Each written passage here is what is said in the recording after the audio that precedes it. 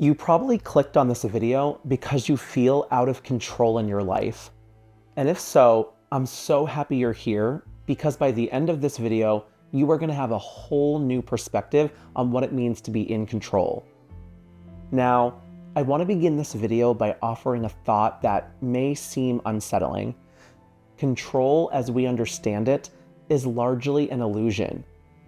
We structure our days, set our goals, build our routines, and convince ourselves that if we can just get everything in order, life will align itself neatly. But what happens when the cracks in that illusion begin to show? A relationship ends unexpectedly. A job slips away. Health falters, or the world shifts beneath our feet. And suddenly, all the planning, all the effort feels futile. We find ourselves standing in the midst of chaos, wondering where it all went wrong. The truth is, it didn't go wrong. Life simply unfolded as it always does.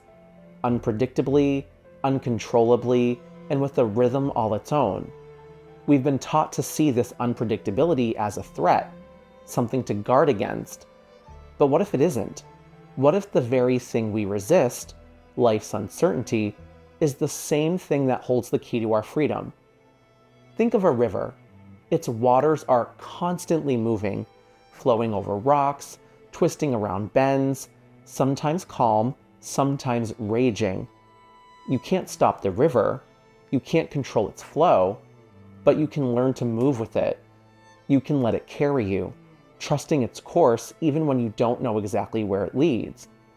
Life is that river. The more you try to dam it, to direct it exactly as you wish, the more resistance you create. And yet, the moment you release your grip, the moment you surrender to its natural flow, you discover something profound. The river was never your enemy. It was always inviting you to let go, to trust, to embrace the journey instead of fighting it. Why do we cling to control so desperately? Perhaps it's because control gives us the illusion of safety.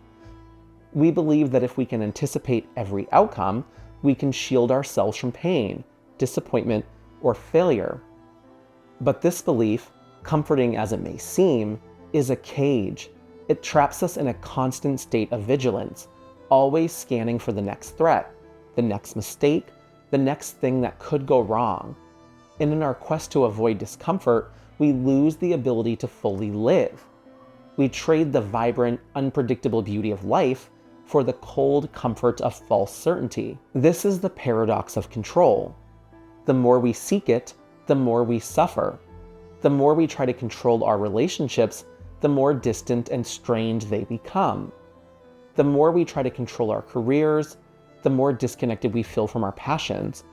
The more we try to control our emotions, the more trapped we become in cycles of anxiety and fear. Control doesn't liberate us, it binds us. So what's the alternative?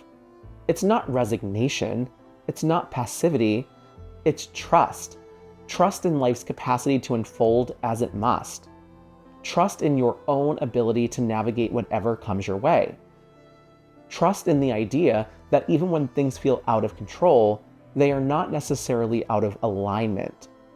Letting go of control doesn't mean giving up. It means shifting your focus. Instead of fixating on outcomes, you focus on presence. Instead of demanding certainty, you cultivate resilience.